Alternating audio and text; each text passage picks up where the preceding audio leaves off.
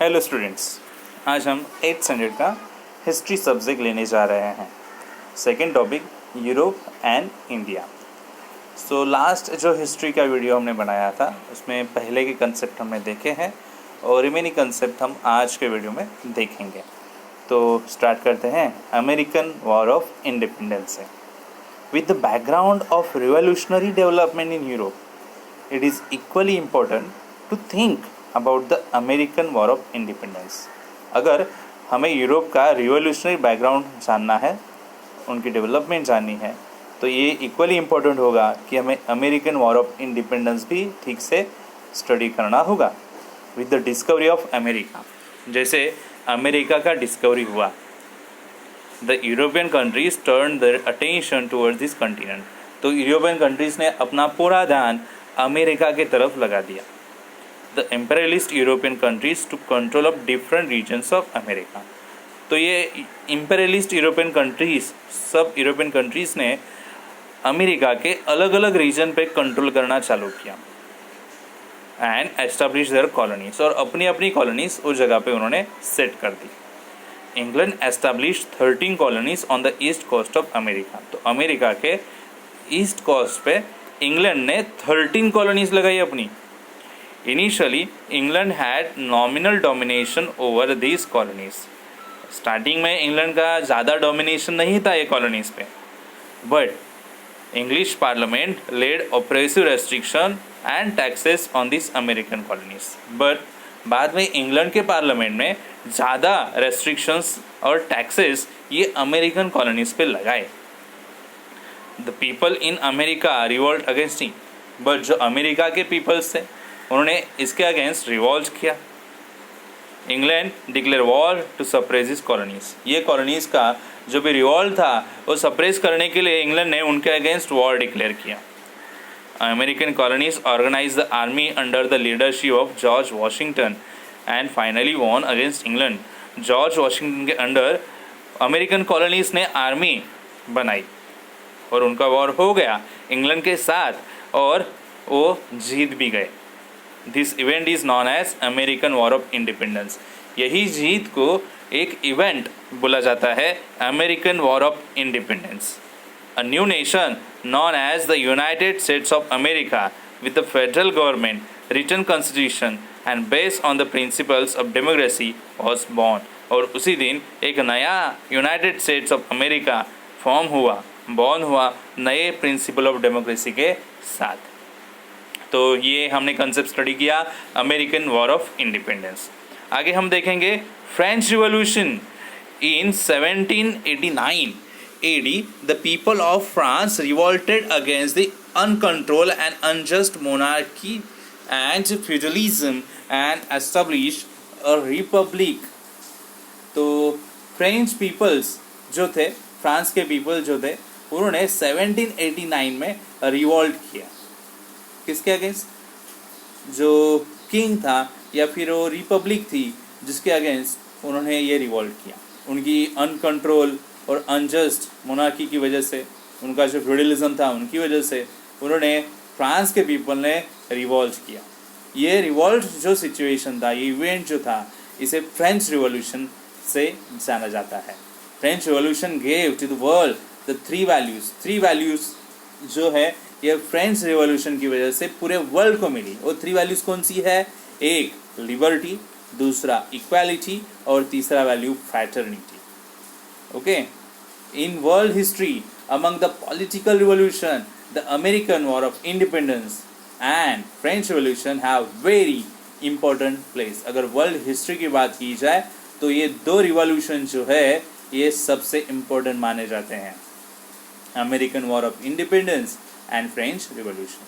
तो ये दूसरा कंसेप्ट हमने देखा फ्रेंच रिवॉल्यूशन का।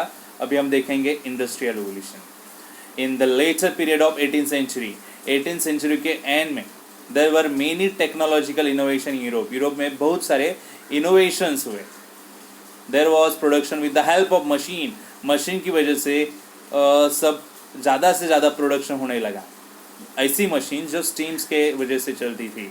The cottage industry were replace by big factories. Cottage industry replace हो गई बड़ी बड़ी फैक्ट्रीज की वजह से। Machines came to be use instead of handlooms. Handlooms की जगह पे मशीन्स यूज़ किए जाने लगे। Railway and steamer became the mode of transportation, transportation के नए वेज आए, railway and steamer. The age of machines began and that is known as industrial revolution, एक नया दौर चालू हुआ, एक नई एज चालू हुई जो मशीन्स की वजह से, एंड इसीलिए इसे इंडस्ट्रियल रिवोल्यूशन बोला जाता है। Industrial revolution began in England, कहाँ पे चालू हुआ इंडस्ट्रियल रिवोल्यूशन? इंग्लैंड में, and then spread all over the world. During this period England enjoy industrial prosperity, ये पीरियड में, इंडस्ट्रियल रिवोल्यूशन के पीरियड में इंग्लैंड को ज़्यादा प्रॉस्पेरिटी मिली and came to be describe as world factory, और England एक वर्ल्ड फैक्ट्री बन गया। Rise of capitalism with the discovery of new sea routes, नए सी रूट्स ढूंढे गए, फाइंड आउट किए गए। न्यू इरा जो है स्टार्ट हुआ यूरोप एंड एशिया के बीच में ट्रेड का। Many traders came forward to trade with eastern countries, बहुत सारे ट्रेडर्स आगे आगे आने लगे ईस्टर्न कंट्रीज में, सो सी रूट से ट्रेड करने के लिए। It was not easy to carry out trade single handedly, और सिंगल हैंडेडली ट्रेड करना ये इतना पॉसिबल नहीं था। इसीलिए क्या हुआ, many traders came together and started trade, बहुत सारे ट्रेडर्स एक साथ आए और उन्होंने ट्रेड चालू किया। Thus there was rise of many trading companies, इसी वजह से बहुत सारी ट्रेडिंग कंपनीज फॉर्म हुई वेस्टर्न कंट्रीज में। Trade with oriental countries was very profitable, oriental countries के साथ ट्रेड करना ज़्यादा प्रॉफिटेबल था and responsible for economic prosperity, और ये ज़्यादा रिस्पॉन्सिबल था जिसकी वजह से इकोनॉमिक प्रॉस्पेरिटी बढ़ने वाली थी। Hence European rulers started giving military protection, तो इसीलिए यूरोपियन रूलर्स क्या करने लगे, मिलिट्री प्रोटेक्शन भी देने लगे ये ट्रेडर्स को, एंड ट्रेड कंसेशंस देने लगे ट्रेड कंपनीज को। This led to accumulation of wealth in Europe, इस वजह से यूरोप में वेल्थ एक्यूमुलेट होने लगा, ज़्यादा संपत्ति आने लगी। This property was use in the form of capital, यही प्रॉपर्टी कैपिटल के फॉर्म में यूज होने लगी, किसके लिए, ट्रेड एंड कॉमर्स के लिए। Which led to rise of capitalist economic system in Europe, इसी वजह से यूरोप में कैपिटलिस्ट इकोनॉमी फॉर्म होने लगी। आगे नेक्स्ट कंसेप्ट है colonialism. Colonialism means one country exploiting another country, इसका मतलब क्या है, एक कंट्री दूसरे कंट्री को एक्सप्लॉइट करेगी वहाँ पे कॉलोनी बना के। Powerful country on the basis of economic and military strength, जो पावरफुल कंट्री है जिसका इकोनॉमिक एंड मिलिट्री स्ट्रेंथ ज़्यादा है, वो अनदर वीक कंट्री को ऑक्यूपाई करेगी और वहाँ पे पॉलिटिकल सुप्रीमेसी दिखाएगी। This is known as colonialism, इसे कॉलोनियलिज्म बोला जाएगा। This tendency of colonialism led to rise of imperialism among the Europeans, तो इसी वजह से यूरोपियन कंट्रीज़ में इम्पेरियलिज्म होने लगा। अभी इम्पेरियलिज्म क्या है, imperialism means a system in which a powerful country controls other countries, ये एक ऐसा सिचुएशन है, ऐसा सिस्टम है जहाँ पे सबसे पावरफुल कंट्री वीक कंट्री पे, अदर कंट्री पे अपना कंट्रोल करती है by establishing its overall domination and establishing many colonies, अपना पूरा डोमिनेशन वहाँ पे लगाती है, ज़्यादा से ज़्यादा कॉलोनी एस्टेब्लिश करती है पावरफुल कंट्री वीक कंट्री पे। Many countries from Asian and African continent fell prey to this imperialist aspiration. बहुत सारी countries, Asian countries, African continent, ये इम्पेरियलिस्ट में प्रे हुआ ये यूरोपियन नेशंस का। सो यूरोपियन नेशंस के अंडर सब Asian country and African continent आ चुका था। Imperialism of British East India company in India, India में ब्रिटिश ईस्ट इंडिया कंपनी ने इम्पेरियलिज्म किया। There was competition among European countries for acquiring trade monopoly in India. So बहुत competition थी European countries में India में monopoly लाने का। The British established British East India Company in 1600 AD to carry out trade in India. India में trade करने के लिए ब्रिटिश पीपल्स ने British East India company form की। This company took permission from Emperor Jahangir and established its factory in सूरत। ये company ने emperor Jahangir से permission Lee and कहाँ पे फैक्ट्री सेट की, सूरत में। The trade between India and England was carried out through this company, so India और England के बीच में ट्रेड चालू हुआ ये कंपनी की वजह से। Struggle between English and French, तो देखो स्ट्रगल क्या हुआ इंग्लिश एंड फ्रेंच के बीच में। England and France were rivals in the competition of trade in India. India में ट्रेड करने के लिए इंग्लैंड एंड फ्रांस एक दूसरे के अपोजिट प्रतिस्पर्धी थे। Due to this there were 3 wars fought between them. तो उनकी वजह से 3 वॉर्स हुए उनके बीच में, उन्हें कहा जाता है Carnatic wars. In the third Carnatic war England final defeated France. Third war में इंग्लैंड ने फ्रांस को डिफीट किया। Therefore now there was no strong European competitor for British East India company India. तो इसीलिए कोई भी स्ट्रॉन्ग कंपटीटर नहीं था इंडिया में ब्रिटिश ईस्ट इंडिया कंपनी के लिए। Foundation of rule of India company in Bengal. The Bengal province was one of the most prosperous province in India. अगर उन दिनों की बात की जाए तो सबसे प्रॉस्पेरस प्रोविंस कौन सा था, तो बंगाल प्रोविंस था। 1756 एडी में Siraj Uddaula became the nawab of Bengal. Bengal का नवाब कौन बना, सिराज उद्दौला।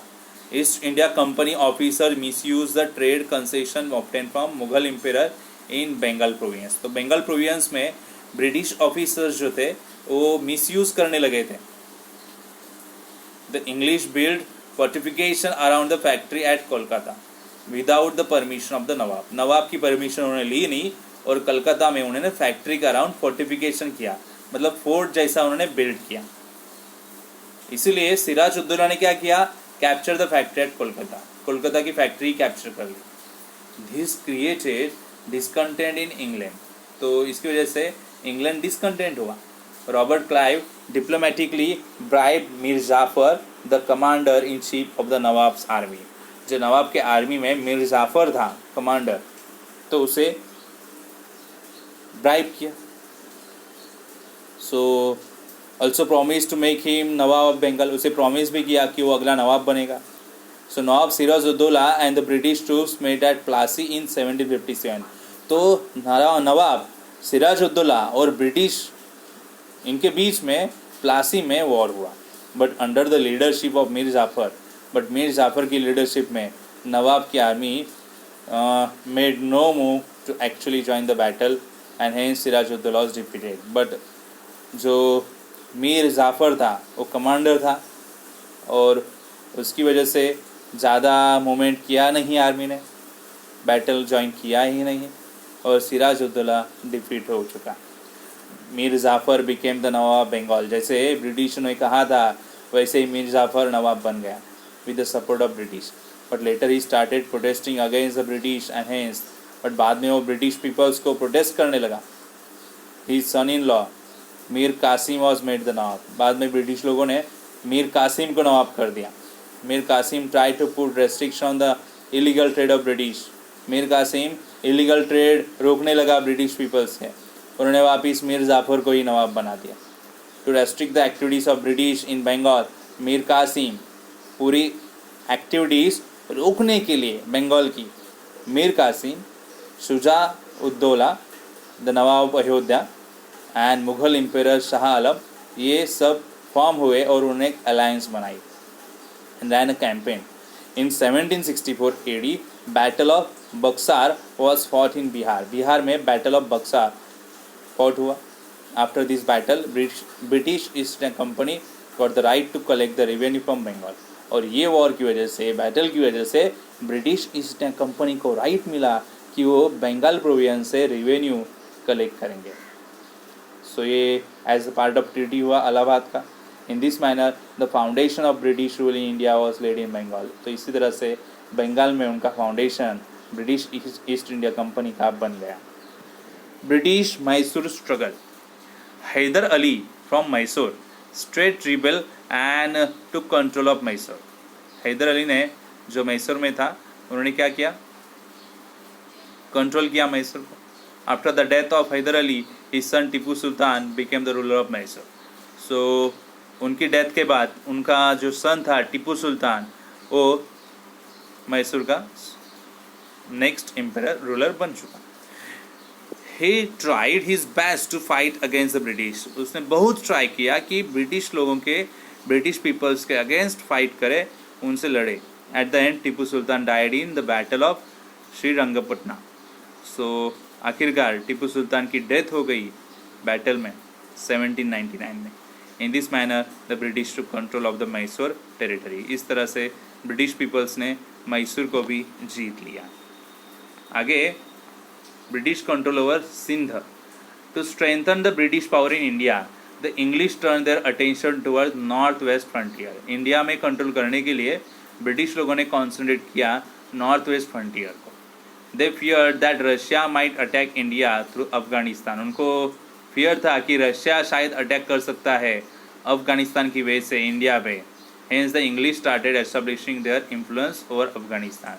तो इसीलिए इंग्लिश पीपल जो है अफगानिस्तान पे इन्फ्लुएंस दिखाना चालू किए। The route towards Afghanistan went through Sindh. जो अफगानिस्तान को जाने वाला रूट था वो सिंध से होके जाता था। The British understood the importance of Sindh and hence capture it in 1843। तो उनको ज़्यादा इम्पोर्टेंस था सिंध का, तो इसीलिए उन्होंने कैप्चर किया उसे 1843 में। Fall of Sikh power. In the beginning of 19th century the power in Punjab was in the hands of Ranjit Singh. 19th century के स्टार्टिंग में पंजाब का पावर किसके हाथ में था? Ranjit Singh. After the death of Ranjit Singh his minor son Duleep Singh came to the throne. So Ranjit Singh के death के बाद उनका जो माइनर सन था दुलीप सिंह वो थ्रोन पे बैठ गया। On his behalf his mother queen Jindan look after the state affairs. उसके बिहाफ में उसकी मदर क्वीन जिंदान सब जो स्टेट अफेयर्स थी उसकी तरफ देखते थे, but could not keep control over the officer. But officer पे कंट्रोल रख नहीं पाए। Taking advantage of this situation, ये सिचुएशन का एडवांटेज लिया ब्रिटिश पीपल ने। Bribe some of the Sikh sardar. Sikh sardar जो थे उनमें से कुछ सरदार को उन्होंने ब्राइब किया और रिश्वत दी। The Sikh community thought that the British will attack Punjab. Sikh community ने सोचा कि शायद ब्रिटिश अटैक करेंगे पंजाब पे, and hence they launch an attack on the British. इसलिए उन्होंने ही ब्रिटिश लोगों पे अटैक कर दिया। The first Anglo Sikh war the Sikh were defeated. पहले एंग्लो सिख वॉर में सिख हार गए, but still Duleep Singh remain on the throne. But Duleep Singh throne पे ही रहा, मतलब सिंहासन पे ही रहा। But the growing impact of British over Punjab was not acceptable to Sikh. But उनको एक्सेप्टेबल नहीं था कि पंजाब पे ब्रिटिश लोगों का राज। So Mulraj officer of Multan revolt against the English. तो मुलराज जो ऑफिसर था मुल्तान का उसने रिवोल्ट किया ब्रिटिश लोगों के against. Thousands of Sikh soldiers participate in the war against the British. Thousands of soldiers, Sikh soldiers ने participate किया ये war में ब्रिटिश लोगों के against. In the second war of Sikh, the had faced defeat again. ये second war में भी Sikh peoples को defeat होना पड़ा, हार हो गई सिख लोगों की अगेंस्ट यहाँ पे। एंड ये वॉर में in 1849 the British finally capture the entire region of Punjab. 1849 में पूरा का पूरा पंजाब कैप्चर कर लिया ब्रिटिश पीपल्स ने। The Marathas were important strong rulers in India. अभी इंडिया में स्ट्रॉन्ग रूलर्स जो थे वो मराठा ही बचे थे। How did the British strengthen their foundation of rule in India. किस तरह से उन्होंने अपना फाउंडेशन जो स्ट्रेंथन किया मराठास को हरा के, जो हम नेक्स्ट टॉपिक में स्टडी करेंगे। ठीक है।